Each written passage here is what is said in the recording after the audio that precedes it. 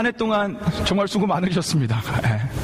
이제 2014년 마지막 우리가 기점에 서 있고 이제 2015년을 바라보고 있습니다. 이 시점 가운데 오늘 이 시간 우리가 말씀과 주님의 은혜로 충만케 되는 시간이 되길 소망합니다. 우리가 보고 읽었던 요한복음 3장의 주제는요, 거듭남이었습니다. 거듭남. 3장의 전체 주제가 거듭남이었어요. 그래서 3장 강해를 통해서 우리가 거듭남이 무엇인지를 말씀을 듣고 나왔습니다. 그래서 잠시 좀 정리할 거예요. 왜냐하면 본질상 오늘이 거듭남의 주제 이제 마지막 얘기를 할 거기 때문에 그렇습니다. 그래서 한번 좀 정리를 하고 한번 좀 넘어갈게요. 여러분이 한번 생각해 보십시오. 자, 여러분, 거듭남이란 무엇입니까? 거듭남. 거듭남이 무엇이었죠? 거듭남이란 예수 그리스도와 함께 죽고 예수 그리스도와 함께 태어나는 거예요. 나는 이제 없고 그분이 내 안에서 살아가는 것, 그분의 생명이 내 안에 숨겨지는 것, 그것이 거듭남입니다. 자, 그렇다면 우리가 거듭나야 하는 이유가 무엇입니까? 이유. 제가 몇 번을 말씀드렸지만 거듭나는 이유는요, 예수님께서 이미 요한복음 3장 초반절에 말씀해 주셨어요. 뭐라고 말씀하셨냐면, 거듭나야지만 하나님 나라가 보이고, 거듭나야지만 하나님 나라에 들어가고, 거듭나야지만 하나님과 동행하는 그런 영원한 생명을 얻는다라는 겁니다. 그게 거듭나야 되는 이유입니다. 그렇다면 우리가 언제, 우리가 언제 거듭날 수 있습니까? Or how to be born again? 우리가 어떻게 거듭날 수 있는 거예요? 예수님을 어떻게 할 때 거듭난다 그랬죠? 예수님을 믿을 때. 할렐루야. 근데 이 믿는다라는 것은 단지 고백만이 아니에요. 입술만의 고백이 아닙니다. 믿는다라는 것은 우리의 모든 전인격을 예수님께 드린다라는 거예요. 나는 주인의 자리에서 내려와서 예수님이 내 삶의 주인이 된다라는 것, 그것이 믿는다라는 고백입니다. 그래서 우리가 그렇게 전적으로 믿을 때 우리는 거듭날 수 있습니다. 그리고 마지막으로 거듭남의 원천이 무엇이었습니까? 원천. 성령. 할렐루야. 요즘에 계속 우리 신도자 선생님께서 대답을 잘해주세요. 얼마나 감사한지. 성령의 원천이 뭐였죠? 성령 하나님이었습니다. 우리의 힘과 능, 우리의 원함으로, 우리의 의지대로 거듭나는 게 아니고 성령 하나님의 능력으로 거듭나는 거예요. 그분의 마음으로, 그분이 주시는 힘과 능력으로 우리는 거듭나는 겁니다. 좀 정리가 되셨습니까? 제가 4주 동안 얘기했고, 지난주에 우리가 뭐에 대해서 얘기했냐면, 이렇게 거듭나면 거듭난 사람은 반드시 특징이 있다 그랬어요. 왜냐? 거듭나면 그 안에 예수의 생명이 있는 거거든요. 거듭나면 그때부터는 내 안에 예수님이 살아가시기 때문에 거듭난 사람은 반드시 성령 열매를 맺는 특징을 가지게 됩니다. 그 특징을 3가지를 나눴는데 이것도 한번 정리해 보겠습니다. 다음 슬라이드 보여주시고요. 첫 번째는요, 거듭난 사람은 천국을 경험하며 살아갑니다. 당연하죠. 예수님과 동행하는데요. 예수님의 생명이 내 안에 있는데요. 참된 평강과 안식과 만족과 기쁨을 주는 분이 내 안에 계신데 우리는 천국을 경험하며 살아갈 수밖에 없습니다. 이게 거듭난 자의 특징이에요. 두 번째 특징, 거듭난 사람은요, 빛 안에 거하며 살아갑니다. 왜냐하면 내 안에 계신 분이 빛이시기 때문이에요. 내 안에 계신 분이 빛이시기에 이제 어둠이 어둠인 줄 압니다. 죄를 미워합니다. 죄를 싫어합니다. 그러나 우리는 넘어질 수도 있어요. 그러나 그 자리에 주저앉지 않고 다시 일어나 빛으로 나옵니다. 그게 거듭난 자의 특징이에요. 자, 거듭난 자의 특징 3번째, 거듭난 사람은 진리를 쫓아갑니다. 다른 말로 하면 거듭난 사람은 하나님의 말씀을 쫓아간다라는 거예요. 내 안에 계신 분이 말씀으로 오신 예수 그리스도예요. 진리이신 예수 그리스도입니다. 그분이 내 안에 중심에 계시기에 내 마음에는 중심의 그 마음에는 하나님의 말씀이 세워집니다. 말씀이 기준점 됩니다. 그리고 이제는 말씀을 쫓아 살아가는 거예요. 세상의 기준과 세상의 소리와 세상의 어떤 그런 기준이 아니라 말씀이 기준이 되어 말씀을 쫓아갑니다. 그게 거듭난 사람의 특징이었어요. 믿으십니까? 정리가 되십니까? 다시? 자, 오늘은요, 거듭난 사람의 특징 마지막 한 가지를 더 볼 겁니다. 한 가지만 더 볼 거예요. 근데 사실상 오늘 말씀이 거듭난 사람의 특징의 핵심과도 같은 말씀입니다. 오늘 말씀을 잘 발견하고 잘 들으셔야 핵심적인 거듭난 사람의 모습이 나오는 거예요. 그래서 오늘도 여러분 말씀을 발견하십시오. 오늘도 여러분 말씀을 귀담아 듣고 말씀을 여러분 마음에 심어서 하나님이 원하시는 거듭난 사람의 참 모습대로 살아가는 역사가 오늘 이 시간부터 일어나기를 소망합니다. 자, 오늘 하나님의 말씀이 우리에게 선포해 주시는 거듭난 사람의 특징이에요. 자, 거듭난 사람은, 다음 슬라이드 보여주시고, 거듭난 사람은 내가 아닌 예수 그리스도를 위해 살아갑니다. 자, 우리 한번 같이 해볼까요? 저기도 써 있으니까 같이 해봅시다. 시작. 거듭난 사람은 내가 아닌 예수 그리스도를 위해 살아갑니다. 할렐루야. 저는 이 말만 해도 좋습니다. 예수님을 위해 살아갑니다. 오늘 본문에 1장에 나왔던 세례 요한이 다시 나옵니다. 근데 이 등장이요, 좀 재밌어요. 세례 요한이 그냥 등장하지 않고 재미나게 등장하는데 예수님과 대립 구조로 등장합니다. 예수님과 대립 구조로 등장해요. 자, 오늘 말씀 22장 23절을 한번 보십시오. 우리가 읽어서 아시겠지만 22절에는요 예수님이 등장해요, 제자들과. 그리고 23장에는 세례 요한이 등장합니다. 그리고 그 이후에는 제자들이 등장해요. 그런데 배경과 장소는 다른데 동일한 것이 있습니다. 이 두 그룹이 등장하는 것도 배경도 다 다른데 동일하게 하는 것이 하나 있어요. 그게 무엇입니까? 뭐였죠? 봤더니 세례를 베풀고 있었다라는 거예요. 예수님도 세례를 베풀었고요, 세례 요한도 세례를 베풀고 있어요. 아마 이때 당시 이게 좀 이슈가 됐나 봐요. 어떤 큰 사건이었습니다. 그래서 그 다음 절에 봤더니 세례 요한의 제자들이 유대인과 디베이트하는 모습이 나와요. 논쟁을 펼칩니다.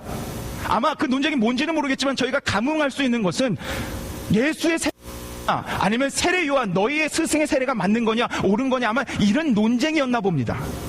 그 논쟁이 있은 후에 26절에 세례 요한 제자가요 씩씩거리는 모습으로 자신의 스승인 세례 요한에게 나와서 이런 얘기를 합니다. 자, 26절 말씀 우리 한번 같이, 저 말씀 우리 한번 같이 읽어보겠습니다. 같이 읽겠습니다. 시작.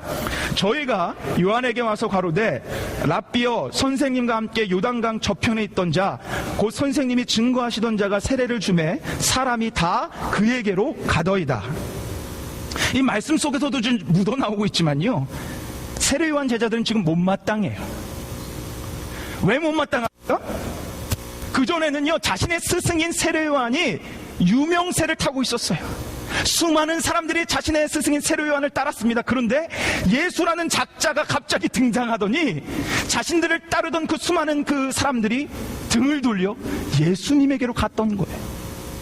자신들이 봤던 스포트라이트, 자신들이 봤던 유명세가 하루아침에 사라지고 이제는 그 유명세가 예수님에게로 간 겁니다. 그래서 못마땅하듯이 스승한테 와서 이렇게 얘기하는 거예요. 스승님, wake up! 스승님 일어나세요. 정신 차리세요. 저렇게 지금 만사태평할 때가 아닙니다.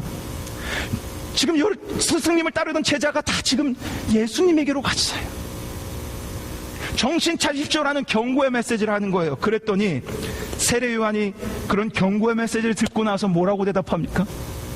기가 막힌 대답들을 하는데, 먼저 우리 28절 29절 말씀 한번 같이 읽겠습니다. 28절 29절 같이 읽을 건데 제가 여러분이 조금 더 이해하기 편하시라고 현대인 성경 버전, 쉬운 버전을 갖고 와봤어요. 자, 먼저 28절을 먼저 읽겠습니다. 같이 읽겠습니다. 시작.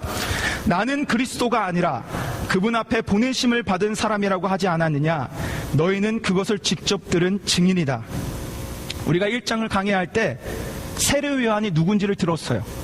세례 요한이 자신에 대해서 설명을 하는데 뭐라고 설명을 하냐면 나는 광야에 외치는 자의 소리다 라고 자신을 소개합니다. 광야에 외치는 자의 소리다. 그거는 뭐냐면요, 많은 사람들이 그때 당시 오실 메시아 그리스도를 기다리고 있는데 메시아 그리스도가 오시면 이분이 바로 그리스도이십니다 라고 소리칠 소리라는 거예요. 다시 말해서 소리쳐서 그분이 예수님이라는 것을 증거하는 증거자다라고 얘기한 겁니다. 그 얘기를 하고 있는 거예요. 내가 너희들에게 지금 귀에 못이 박히도록 그 얘기하지 않았니? 나는 주목받아야 되는 사람이 아니라 증거자야. 그래, 당연히 당연히 상관없어. 이런 얘기를 하는 거고요. 그 다음 말씀 한번 같이 봅시다. 자, 29절 말씀 같이 읽겠습니다. 시작. 신부를 맞이하는 것은 신랑이지만 신랑의 친구의 곁에 섰다가 그의 음성을 듣고 크게 기뻐한다. 마찬가지로 나에게도 이런 기쁨이 넘치고 있다. 아멘. 이건 비유인데요. 쉽게 말씀드려서 나는 들러리라는 거예요. 들러리. 한국에 계신 분들은 그걸 잘 이해 못할 수도 있습니다. 그러나 미국에 계신 여러분 들러리가 뭔지 알아요. 제가 아마 여기에서 가장 최근에 우리 배정자매가 오늘 놀러 갔으니까 최근에 결혼한 사람인데 전 한국에서 결혼했기 때문에 들러리가 없었어요. 근데 우리 누나가 오늘 예배 저쪽 뒤에 와 있어요. 근데 우리 누나는 미국에서 결혼했기 때문에 들러리가 있었습니다. 들러리는요, 결혼식의 주인공이 아니고 결혼식을 돕고 빛내고 섬겨주는 사람이 들러리입니다. 제가 우리 누나 결혼식 때 가봤지만 매형의 친구들도 멋지게 정장을 차려입고 나왔고요. 우리 누나 친구들, 그 들러리들은요, 자신들이 주인공인 양 드레스를 입고요, 아침에 일찍 나와 같이 메이크업도 하고 머리도 막 만졌어요. 아무리 들러리가 이쁘게 단장하고 포장하고 이쁘게 화장하지만 그들은요, 주인공이 아닙니다. 아무리 멋지지만 그들은 결혼식의 주인공이 아니에요. 그들은 돕는 자고요, 결혼식의 주인은 신랑과 신부입니다. 그 얘기를 하고 있는 거예요. 나는 들러리다. 그러기에 신랑과 신부가 기뻐하는 모습만 보면 나는 그것으로 내 안에 기쁨이 충만한다. 그것으로 만족한다. 나는 들러리이기 때문에. 아주 멋진 얘기를 합니다.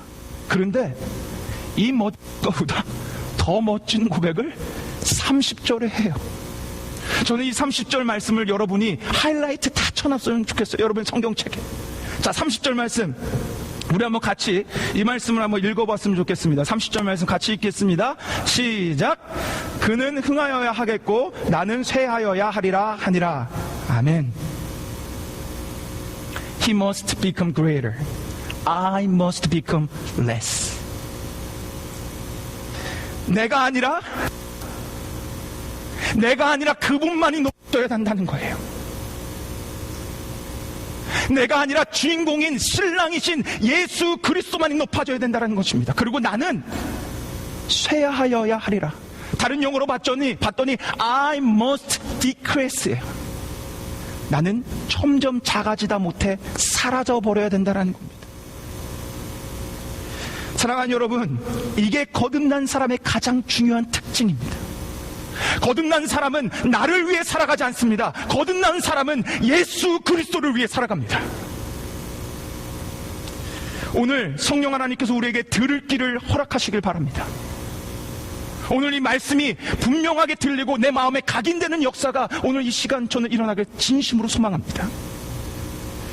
근데 사실 우리는 여러분 정도처럼 교회를 다니고 신앙생활을 했으면 이 말씀 압니다. 교회에 나오면요, 하나님께 영광 올려드려야 된다. 그래서 우리는요, 입버릇처럼 얘기하는 게 하나님께 영광 올려드립니다. 저는 하나님께 영광 올려드릴 거예요. 이 얘기를 합니다. 저 모태신앙이어가지고 하나님께 영광 올려드리며 살아야 된다는 것을 귀에 못이 박히도록 어려서부터 들었어요. 우린 다 알아요. 그렇기 때문에 오늘 말씀은 정말 멋진 말씀이지만 우리에게 어떻게 보면 새롭지 않을 수 있습니다. 그러나 여러분, 오늘 여러분의 눈을 크게 뜨고 오늘 말씀을 다시 한번 보십시오. 여러분, 오늘 여러분의 마음을 열고 이 말씀을 다시 한번 보세요. 여러분의 영안을 열어 이 말씀을 다시 한번 보십시오. 뭐라고 써 있습니까? 세례 요한이 그분만 흥하여야 하리라, 그분만 높아져야 합니다라고 고백을 마쳤습니까? 그러고 나서 고백이 없어졌나요? 그 뒤에 뭐라고 써 있습니까? 나는 쇠하여야 하리라. 하나님께 영광 올려드립니다. 그분만 높아져야 됩니다 라고 끝나지 않고요, 나는 없어져야 합니다, 나는 작아져야 합니다 라고 I must decrease 라고 사용하며 또한 must까지 사용했어요. 반드시 나는 없어져야 한다는 겁니다. 근데 여러분, 우리에게는 한 가지 문제가 있어요. 그 문제가 뭐냐? 우리는 누구나 다 인정받기를 원한다는 겁니다. 우리는 누구나 다 내가 드러나길 원한다는 거예요. 이 마음에서 부러울 사람 있습니까? 우리 한번 솔직해 보자고요. 우리는 누구나 다 인정받고 높아지고 누구보다 내가 더 잘 되길 원해요. 이게 우리 마음입니다. 그렇죠? 그럼 제가 질문을 할게요. 그러면 저는요? 여러분의 목회자인 저는 어떨 것 같습니까? 제 마음에 이런 마음이 있을까요? 없을까요? 예, 너무 긍정하시면 제가 뭐가 됩니까? 우리 재상이가 와가지고 너무 심한 근장을 하고 있는데, 여러분, 제 안에 그런 마음이 있어요. 제 안에요, 잘 되고 싶은 욕망이 있어요. 제 안에요, 유명한 목회자가 되고 싶은 마음이 있습니다. 유명한 설교자가 되고 싶은 마음이 있습니다. 누구보다도 설교를 잘하고 싶은 마음이 있습니다. 그래서 저는 맨날 싸웁니다. 제 안에 어떤 욕심이 있냐면, 설교를 잘해야지. 설교를 잘한다라는 마음 나쁜 거 아닙니다. 그런데 뭐가 문제냐면, 목회자는요, 설교를 잘하는 게 문제가 아니고 하나님의 말씀을 올바르게 선포하는 게 문제입니다. 그런데 제 안에 이 욕망이 있는 거예요. 설교를 잘하고 싶다, 하나님 말씀을 올바로 전하게 싶다라는 욕망이 아니라 설교를 잘하는 유명한 설교자가 되고 싶다가 제 마음에 있습니다. 토요일 새벽 예배마다 저희 앞에 나와서 무릎 꿇고 기도합니다. 그 마음이 사라져 달게 해달라고. 그게 저입니다. 그게 부족한 저예요. 근데 여러분은 오죽 더 하시겠습니까? 여러분을 무시하는 소리가 아닙니다. 저는 종이에요. 하나님의 종이고 하나님의 말씀을 전파하는 사람이고 교회를 섬깁니다. 저는 그닥 많은 유혹이 없어요. 결혼도 했어요. 아이도 낳았어요. 별로 그렇게 그닥 유혹될 게 없어요. 그런데 여러분은요, 세상을 살아갑니다. 세상의 기준 속에 있습니다. 그러니 오죽 저보다 더 힘든 삶을 살고 있으시겠습니까? 우리는, 여러분과 저는요, 이 마음에서 절대로 자유할 수 없습니다. 교회 나옵니다. 누구든지 다 하나님께 영광 올려드려야 된다는 거 압니다. 그런데 그 마음에 at the same time 우리 안에 어떤 마음이 교묘하게 숨어 있냐면, 나도 높아지길 원한다는 거예요. 오늘 세례요한은요, 여러분 잘 보세요.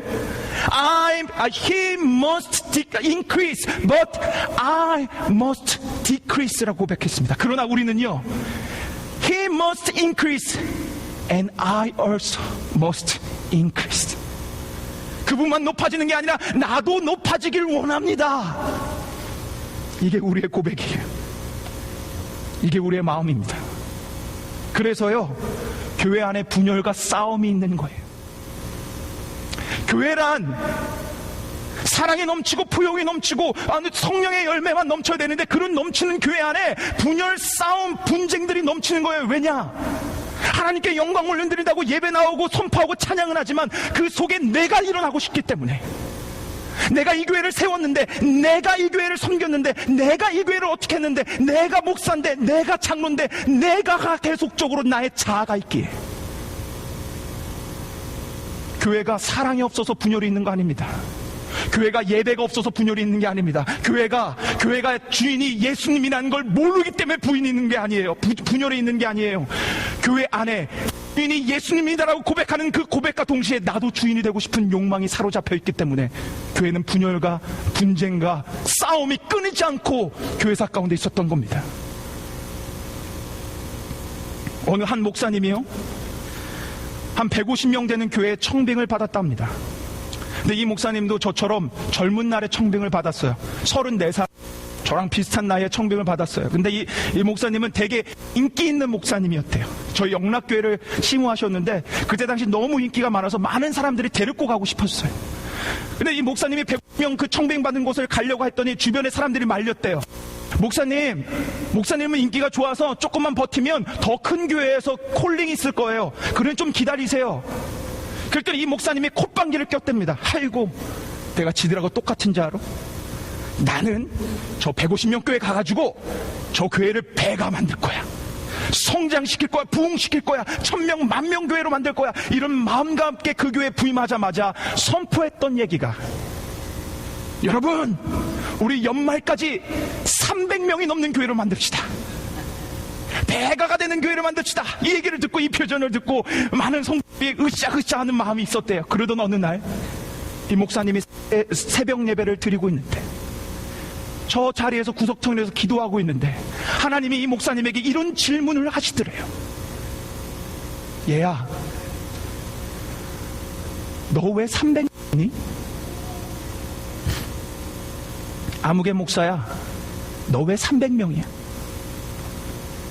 그 질문을 받는데 너무 당황스러웠대요. 왜냐면 이 목사님은 교회가 부임해서 교회를 성장시키기 위해 최선을 다하고 사람을 늘리면 하나님께서 기뻐하시고 칭찬하실 줄 알았는데, 질문하는 하나님의 마음 의중은 그게 아니었던 거예요. 내 마음 깊은 속에 있던 그 욕망, 내가 드러나고 싶었던 그 욕망을 바라보시고 꿰뚫어 보시고, 너 왜 300명이니? 그 질문을 듣고 그 목사님이 회상하며 글을 쓰셨는데 이렇게 쓰셨습니다. 제가 그대로 읽어